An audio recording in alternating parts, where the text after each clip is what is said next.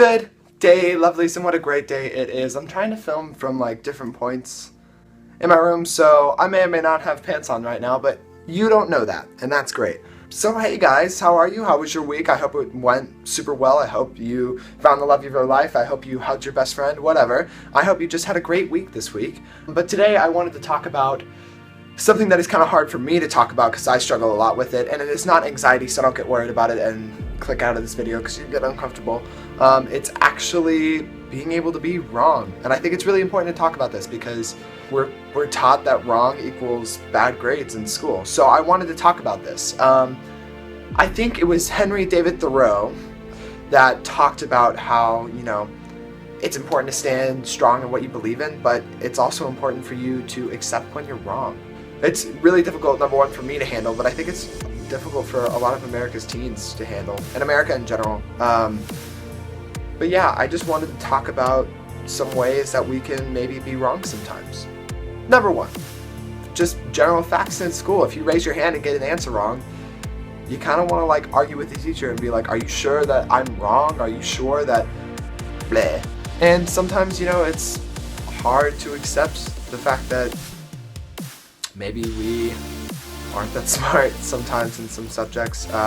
I know for me personally, in A-Push, you will see my hand go up multiple times and I'll try to answer, but you know that I get those answers wrong at least 75% of the time. But the reason that I raise my hand and the reason that I try to volunteer for the answer is because I want to make sure that I'm getting this stuff. You know, for instance, if I were to think an answer on one question and then someone else said a different answer, but that answer that the other person said, man, this is complicated. That answer that someone else said was correct. I'll just in my mind, I'll be like, well, that's what I meant. And that's not what I meant, you know? So it's important to realize when you're wrong so you can succeed in school and grades-wise. Secondly, in like social situations, you know, if you make a joke that is kind of crude and not necessary and disrespectful, it's hard to say, oh guys, I'm sorry, like that was really inappropriate and I shouldn't have said that, and you just want to be like, oh well, you know, you guys are like so insensitive and blah blah blah blah blah. But it's important for us, you know, not everyone is born with social skills, okay? It is not something that is programmed into our bodies, so it's important for us to learn. And guys, if someone makes like something inappropriate or something that you're not comfortable with, tell them about it, but don't like crucify them for it. I mean, geez, we all make mistakes, so that's important. And thirdly, like thinking about yourself. I think it's important, you know, when you're looking for yourself, I guess, if you're, you know, wondering whether you're gay, straight, transgender, etc., if you're part of the LGBTQA+ community, it's important for you to find that out. And sometimes your guess is not always correct, and you know, life is really, really long, so we have a long time to think about this kind of stuff. So if you think that, for instance, if you think that you're transgender, if you're, you know, trans from male to female, you know, if you're like, wow, okay, like that's what I am, and I figured that out. If you start feeling not comfortable with that situation, it's okay. It is okay to second guess sexuality and gender identity.